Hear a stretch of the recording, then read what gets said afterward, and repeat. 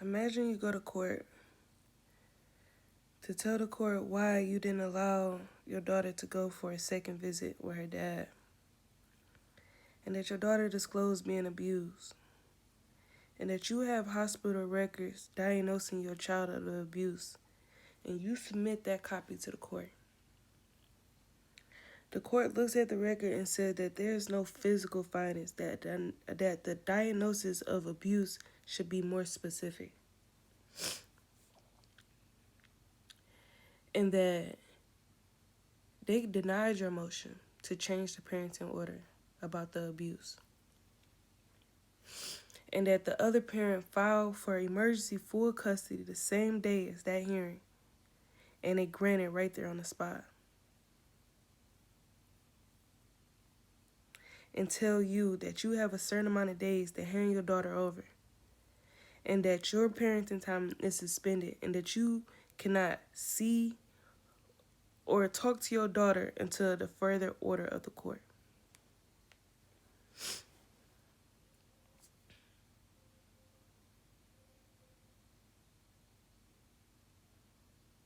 For no reason. But because you didn't allow her to go for a second visit for another 2 weeks. After the first visit, he refused all contact with you and your child, refused to return her, filed emergency full custody then, and filed a PPO on you. Filed a PPO on you. There's no reason, but it was granted by the judge, the same judge who took your daughter away from you. The PPO was granted, but they never told you anything about the PPO until 4 months later, when you had to go back to court to try to get your daughter back again.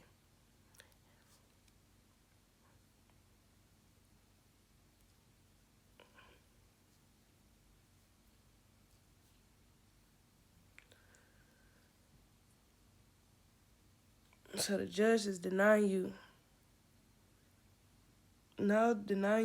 your daughter. You can't speak to your daughter. Retaliating against you, saying that you can't have a phone call until a psych evaluation. And that you have to pay child support of X amount of dollars, which you can't afford, from 5 months prior to any custody proceedings.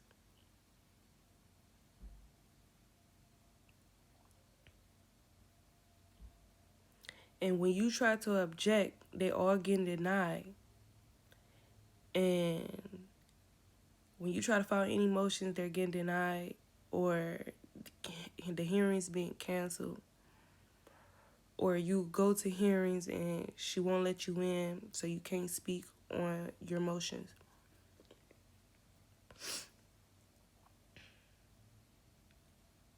And then everybody else in the court, they read up on the situation, know about the situation, knowing that you're being targeted, knowing that you're being retaliated against, but ultimately try to stick together.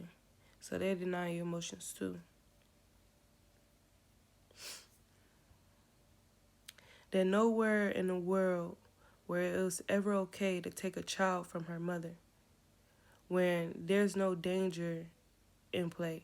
Like, the mom was never found unfit. The mom was never found to be a safety risk to her child in any type of way.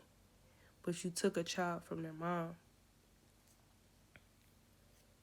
So you're not even just hurting me, but now you hurt my child. Because if you take a kid from their mom, from their main source of who cares and provides for them, that nourishes them, that loves them. My daughter, only parent who does that.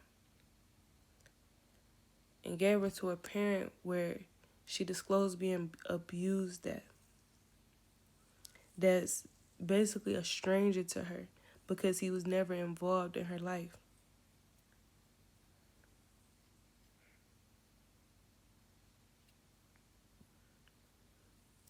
It sounds illegal, right? Because it is.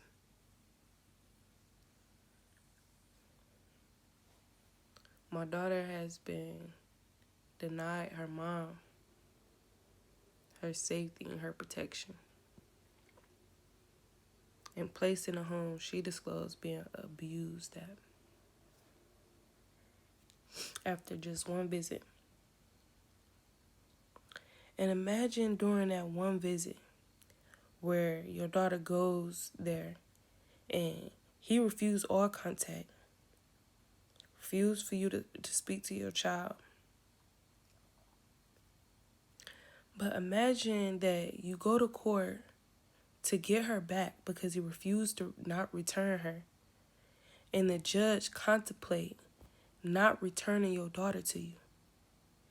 That contemplated wanting to keep your daughter in a place where she only visited one time,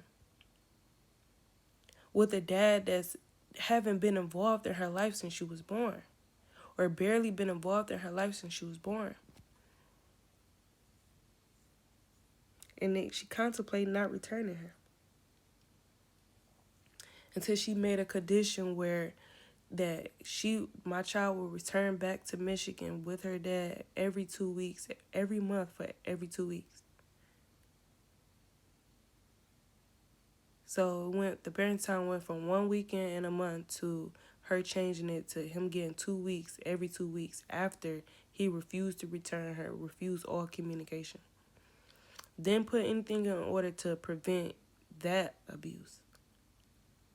But said that if I don't return her back to him for another 2 weeks, that he will get full custody.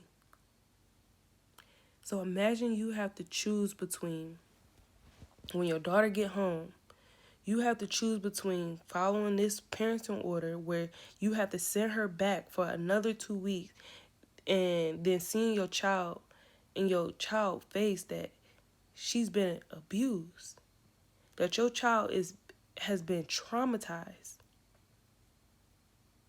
but you've been traumatized by the same person. You're more scared than anything.